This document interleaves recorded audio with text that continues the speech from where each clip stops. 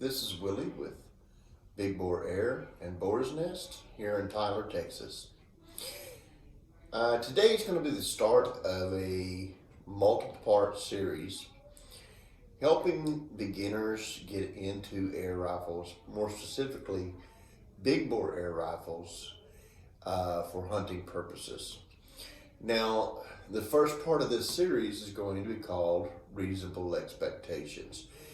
And the primary reason for that is to help you set reasonable expectations.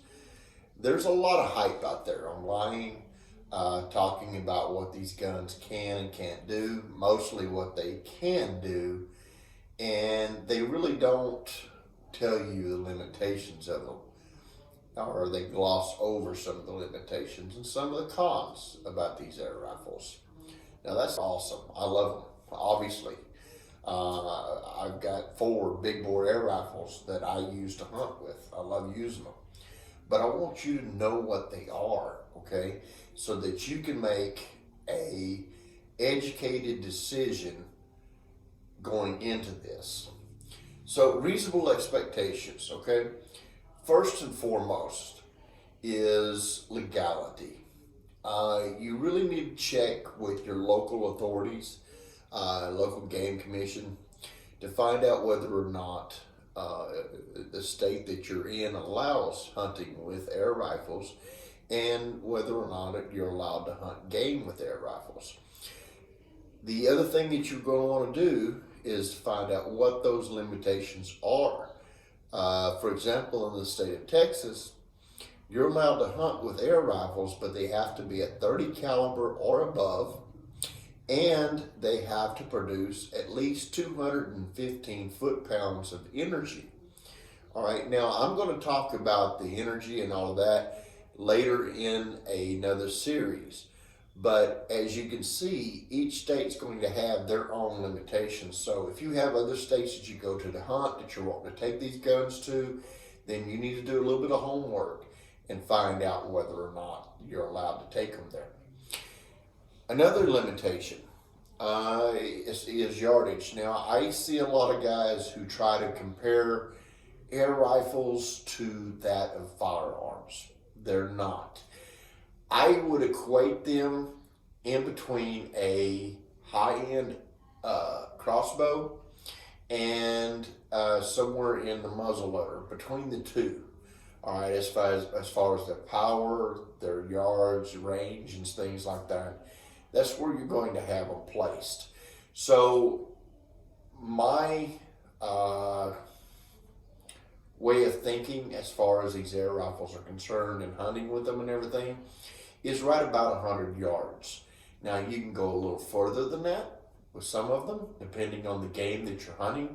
And in some cases, you're going to need to drop that yardage a little bit. So be aware of that, okay? But as far as just the average, everyday hunt and everything, set that goal at 100 yards and you won't be disappointed. You know, it's just for the safety and making sure that you take the animal in the best way possible, okay?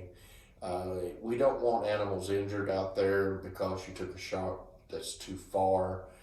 You don't want to have to chase the animal down, you know, and things like that. So 100 yards, okay? Now, there's going to be people out there who's going, oh, I did this with this and all that other stuff. Set that at 100 yards, trust me. And it's just, I don't even know how many times I've had this dealing with other people. Let's see, equipment, okay? These big bore air rifles are air drinkers, okay? They're thirsty. As you can see, this is a pretty large tank here for this airbow, which is a Pioneer Airbow, by the way. And it's a great hunting device. I mean, I love it. I love using this. Unfortunately, now, and this is something a little catch-22, is that even though it shoots bolts, just like a crossbow, it's still considered an air-powered device, not an archery device. And so it's going to, that's something you're going to have to watch out for. There might be a state or two out there that'll allow you to use this during archery season, but for the most part, you're going to have to expect that you can only be able to use it during firearm season, or during an area that's set aside for air rifles. I think there are some states that says this is when you can hunt with air rifles and air rifles only, but just be aware of that, okay? In the same way with these Texans back here behind me, both of them have really big air bottles. What you're going to need as far as field equipment when you decide to buy one of these is you're going to need to get you an air supply. They range anywhere between $200 and go up from there, depending on the type of tank that you're wanting to get and all of that stuff. This kind of leads us into the next part of reasonable expectations, and that is budget. And this is probably going to turn you a little green. You're going to be starting somewhere right about $1,500. Okay, as far as setting up your budget and figuring out what you can get. That's with just about any of these big bore air rifles. They start at right about $1,000 for the production models, like the Texan, the Benjamin Bulldog, the Benjamin Airbow. Most of all the production models, that's about where they're going to start at, is right at about $1,000. And then you're going to have your tank along with the other little field equipment that you're going to need, the accessories that you're going to be adding to it. Obviously, I mean, if you're a hunter, then you know as much as I do. You can start with a scope that's $65 and go up to $1,000 in a snap of a finger. So, accessories, it can get crazy. We'll continue forward. And that is going to be the way these animals are going to be taken. You're going to be expecting, or needing, I should say, to take boilerplate shots. If you're not familiar with that, that means double lung, heart, shooting into the chest.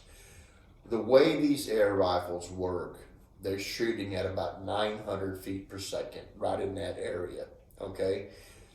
They're shooting a soft slug, and it imparts all of its energy into the body cavity. Once it's entered into the body cavity and hits the vital organs, it's dumping all of that energy into those vital organs. It doesn't work the same way as a firearm. So instead of blowing through and having the cone of air behind it with a hydrostatic shock, what you're actually getting in that impact is the kinetic energy shock into that body cavity. All right. Let's see. Okay, so the next one we need to talk about is range time. Or investment time, if you will. These are not the type of equipment that you can go buy, bring home, throw a scope on, take it out to the range, zero your scope, put it back in your truck, and go out hunting with. Now, it might work, but it's not going to work the way you really want it to. Expect to spend at least a good day with these, okay, if not more. You really need to learn about power curves, and if you watch my video series as we go through, we'll talk more about how these power curves work and how these air rifles perform. But you're going to need to expect to spend, at minimum, a really good long day with these out on the range, going through somewhere around 100 rounds of ammunition. Now, it's not outrageously expensive. That's the really neat thing about these air rifles. This is a bonus about these air rifles, okay? Is that 100 rounds of even the largest ammunition, you can expect to pay somewhere right around $10 to $15. Now, if you're a hunter, you know as much as I do, a box of 308 bullets for a firearm is about $1 a piece, if not more. So as far as the price of actually using this equipment, it goes down quite a bit less than having firearms. So that is a bonus, okay? But you're going to need to spend time. This way you learn, as I said, about where your power curve is. you learn your yardages, you learn more about your gun, and it makes for a much more successful and confident hunt. So expect to spend that day on the range with one of these when you buy one. Now, if you buy one from us, we have the range and we take you downstairs and we actually set you up with a chronograph. This is another part of something that you can really need to buy, okay? As I said, right around $1,500, I included this into that price, and that is a chronograph. This is going to make it so that when you decide to go out and hunt, you're going to know exactly what that gun is producing every shot. So a chronograph is going to tell you how fast that bullet is shooting. You take the grain weight of that bullet with the feet per second, and you're able to calculate how many foot-pounds of energy that bullet is producing. There's other calculators out there that will tell you what that foot-pounds are, even at 100 yards. And it's going to be kind of important about, knowing whether or not the round that you're using is capable of taking the game that you're hunting. This is one of the other things that's going to lead into reasonable expectations. Try not or do not compare firearm ballistics with air rifles. They're completely different, okay? We are talking about a device that shoots above subsonic, and they react differently than what air rifles do.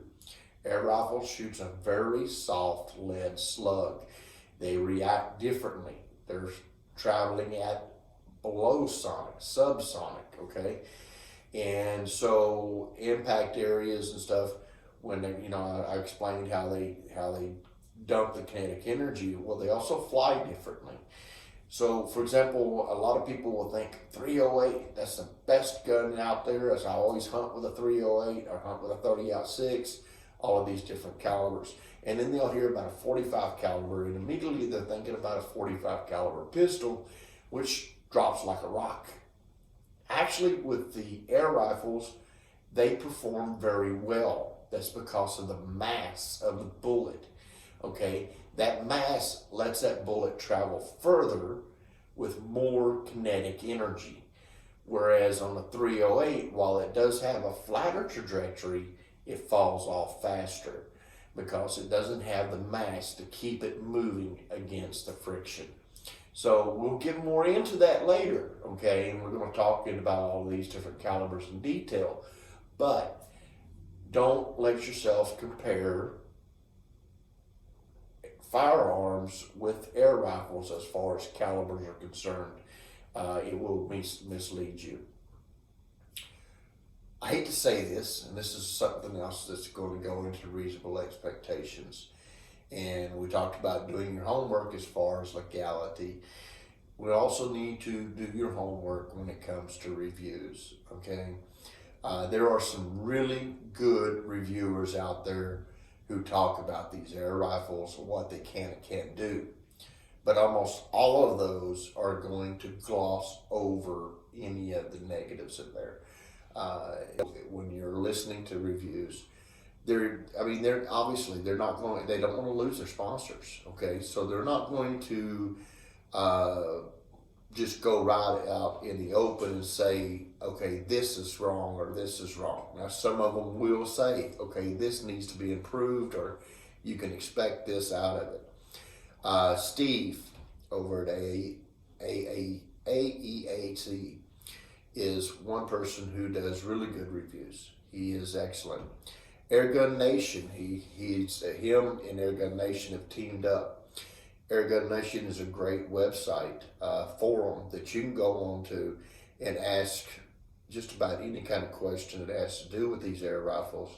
And as long as you're respectful, you will find that Airgun Nation will become your second family. There's some great people over there. Michael has done a great job on that forum, and I definitely suggest that you go over there and check that out.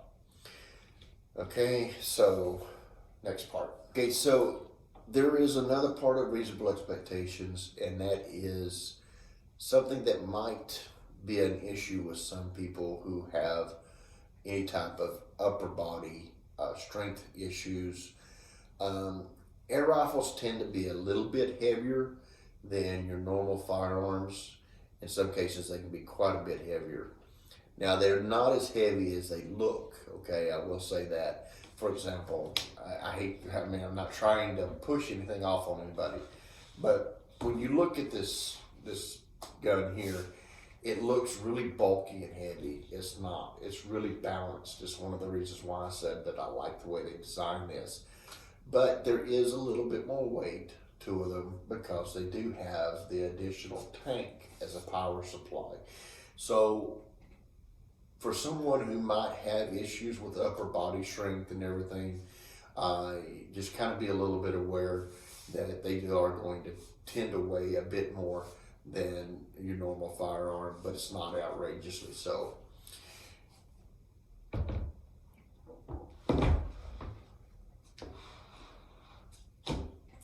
Okay, so one other subpart of reasonable expectation is understanding the different types of big bore air rifles that are out there.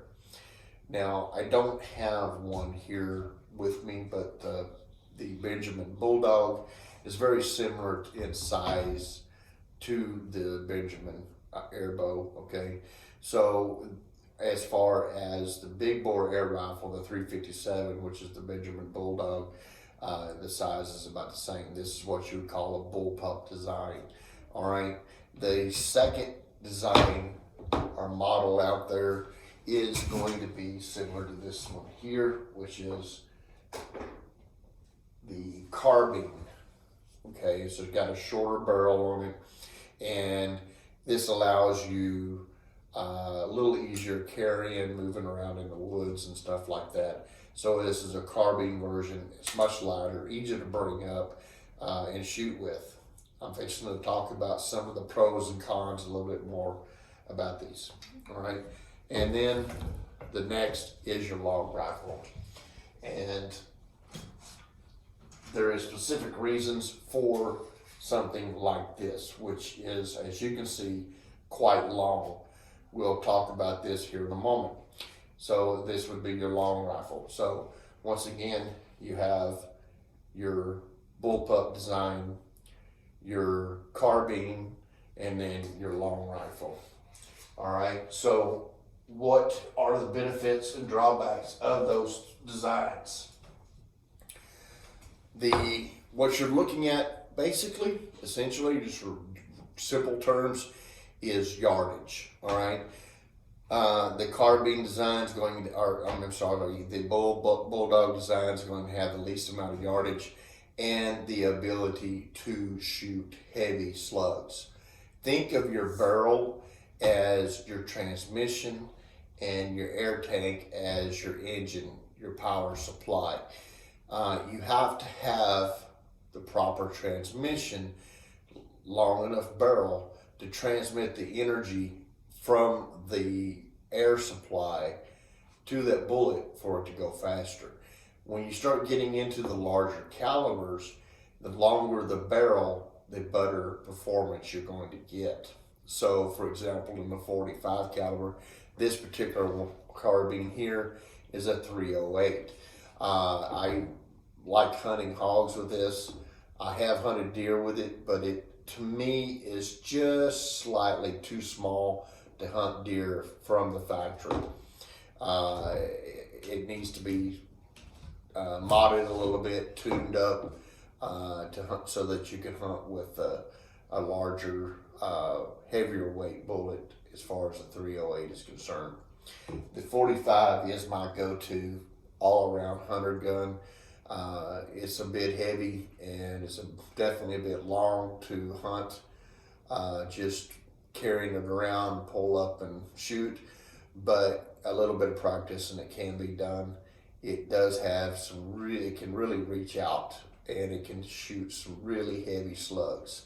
I pretty much shoot 350 grain hollow points out of that all the time, and that's what I like to use. Okay, so one other thing I want to talk to you about in reasonable expectations is the difference between a production model and a special built or custom build system out there. All right.